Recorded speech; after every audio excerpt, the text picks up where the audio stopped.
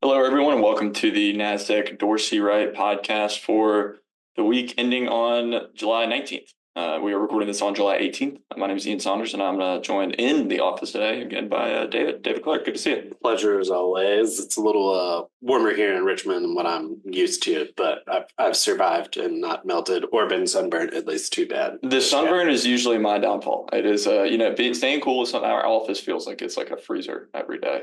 I feel like it's trying to combat. I could be wearing a hoodie in here right now. You could, seriously, yeah. There's a reason I'm wearing long sleeves. I mean, it's definitely been cooler in the office, but very hot in Richmond outside.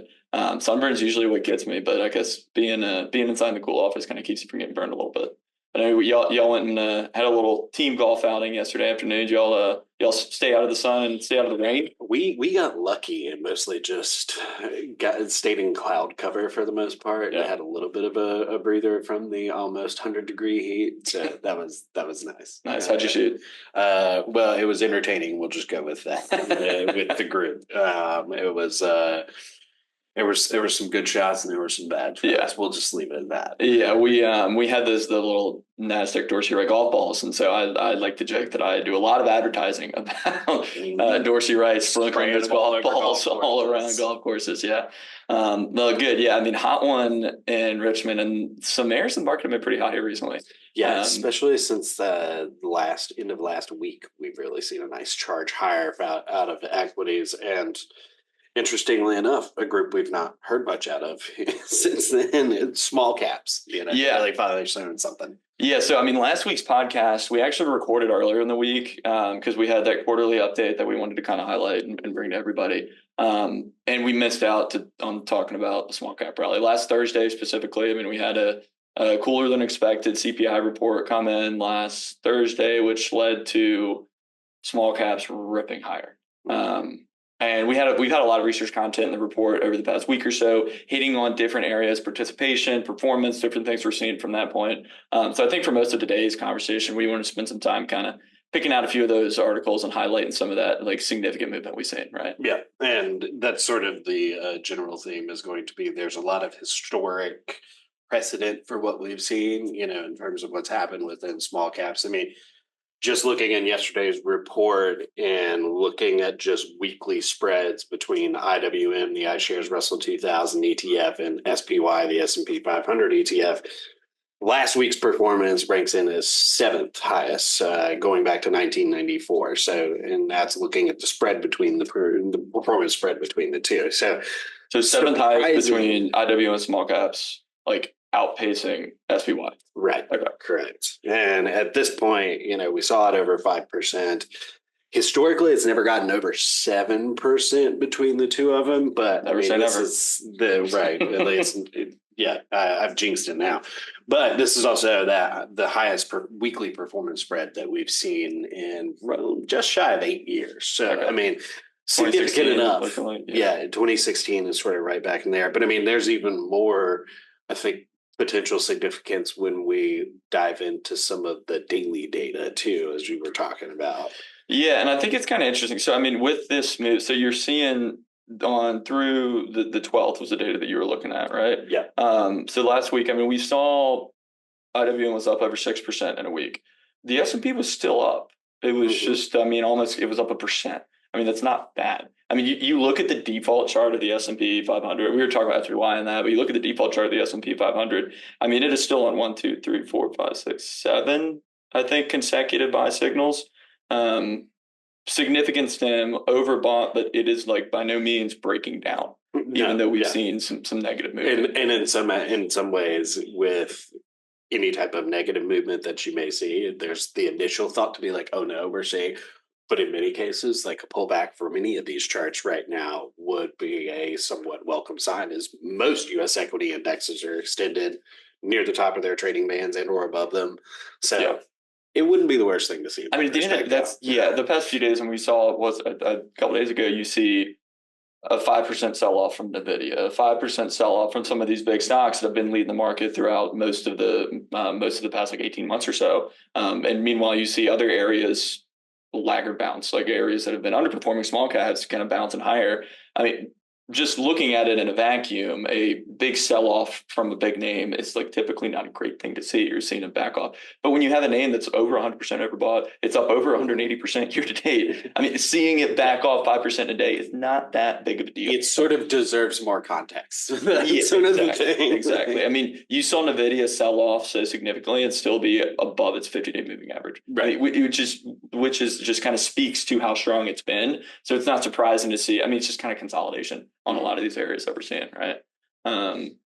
And I think when looking at least I've heard conversations over the past week about people saying the turn is underway, the pivot's underway, everyone's selling out of large cap and going into small caps. It's like, well, that doesn't necessarily have to be the case. It's not like everyone's selling their NVIDIA and buying regional banks. Right. But like regional banks are doing well. NVIDIA sold off, but I mean, there's going to be some zig and zag there, For sure. Well, and I mean, like you said, the sort of ebb and flow between the two. And in order to dismantle large caps at this point, small caps will have to have a continued, almost pretty good run, or some type of sustained run while we see continued underperformance from large caps to really see that long-term picture even be effective. Right now, it's a lot of just short-term action that we're seeing. So if you're looking at a number of, say, small caps versus large caps representatives, you might see those relative strength charts reversing into X's.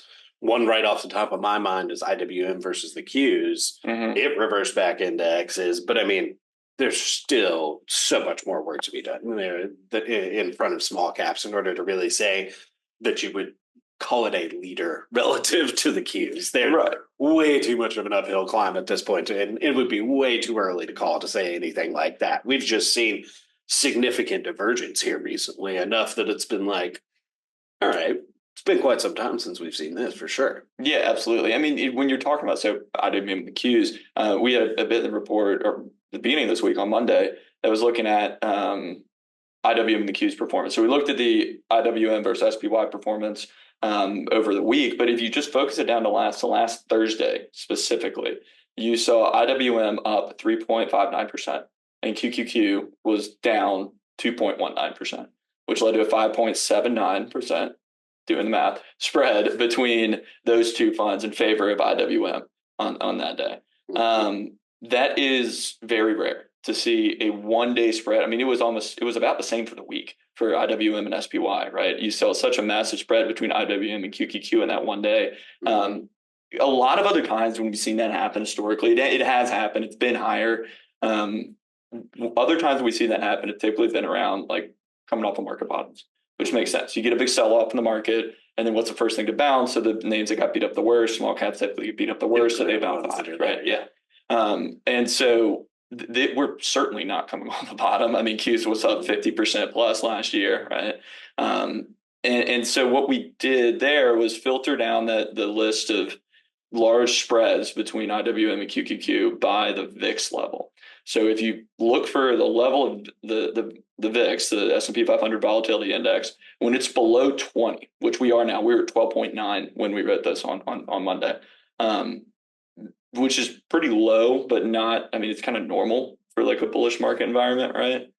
This is by far and away the highest spread that we've seen in any period going back to, I believe, the 1992 timeframe. By almost 2%. Yeah, by a lot, right? I mean, it's a 1 day spread. Yeah. You've seen massive outperformance. So this is extremely rare to see. Okay, we're in a low volatility environment, and you just see a massive outperformance from small caps. That doesn't, like you said, there's 1 day spread performances that are higher, but in terms of relative to where the VIX would be sitting when those occur, the VIX is at higher levels, what we would call maybe higher volatility near those market bottoms where you're seeing prices really fluctuate quite a bit more than they are today. Right. So that sort of adds further context to your point of really saying how wild this is in some frame of mind. Yeah. I mean, we've seen the VIX close below 20 for 176 consecutive trading days. Through Monday. That's a long time. It feels like, I mean, I don't know the stat off the top of my head, but I would imagine 2017 is probably the last time we would have seen something similar. So there's been others. It's but that is inside the top 20 periods of the longest stretches of times below 20. So top 20 of longest periods below 20. I know it's a lot of 20s in there. But nonetheless, we're good market environment leading up to this, massive outperformance from small caps, does not typically mean we see underperformance from Qs moving forward. Right. Which I think was the biggest takeaway I had from looking at this is that, yeah, you might see some improvement from small caps down the road. If you look at forward 3-month and 6-month forward returns from the other 20 largest spreads we've seen, so not as large as we saw last week, but the other 20 largest, I mean, you're 75 and 80% positive for IWM, which is good. But for Qs, you're 85 and 90% positive at the time. There's only been a couple of times that it's seen downside moves, and that's looking at like 2002. Is really the only time that we saw downside moves from Qs after an event like we saw last week. Right. And at this point, I guess in some ways what we're trying to frame this as is there's, yes, still a little bit of an uphill climb for small caps to be, but the biggest point is we're finally seeing them join the party. Right. Well, right. Thank goodness. We're at least getting some potential other options to look for investments outside of just the large cap space. At least that's what our hope that this pans out to for the time being. In many cases, small caps are pretty well extended, so most you wouldn't be looking to buy for. We would look for some level of chart normalization or a pullback there before looking to add to them. But even then, it's sort of like, all right, maybe this is it, that we can start considering them a little more, and we might be getting a little more participation. And we've seen some of the indicators reverse up and show that increase in participation, which has been nice. Yeah, totally. I mean, it was kind of like a red flags coming into the past few months where you see, I mean, everyone's like Mag 7's lead the market higher. It's contributing X amount of returns. The equal weight's not doing anything. Mm-hmm. All of that's kind of changing. And the story was always like, okay, what if those names sell off? Like, what if they no longer continue going up? It wasn't as much talked about. Okay, what they might sell off, but the other stuff is moving higher, right? What's going to be catching up? That's kind of what we've seen. I mean, it was looking at like the S&P was down over 1% yesterday, but you had most of the names in the S&P positive on the day. Mm-hmm. It just doesn't happen that often, right? That breadth improvement at the end of the day is typically a pretty good sign for markets moving forward. Which will be, I mean, we say never say never. We'll continue to keep an eye out on things and watch for stuff moving forward, but it's definitely a pretty unique way halfway through the year here. We're sitting in a unique position for sure. And I mean, we've been all this now transpiring as earnings season begins. Right. So God forbid NVIDIA reports an earnings revision or something. I think who knows? Right. I mean, something like that. We've gotten through some banks, and the banks, it's been pretty strong so far. I mean, regional banks have done well, but the big banks have had good weeks. I was looking at it before. You had like JP Morgan, Goldman Sachs, like Bank of America, all up like a 4 or 5%. Well, now, you saw banks Wells, are 15, but you saw Wells report and sell off a little bit, but even since then, it was just an initial sell signal and then rebounded right back. It's up 2% over the past 7 days. Like it wasn't as big of a breakdown as one might imagine with that earnings piece, but yeah, all of this sort of occurring in an interesting time with earnings. It always does. It always does. Right? There's always something. Yeah. I mean, I think we could keep going on and on about earnings, but maybe we'll save that for next week's podcast.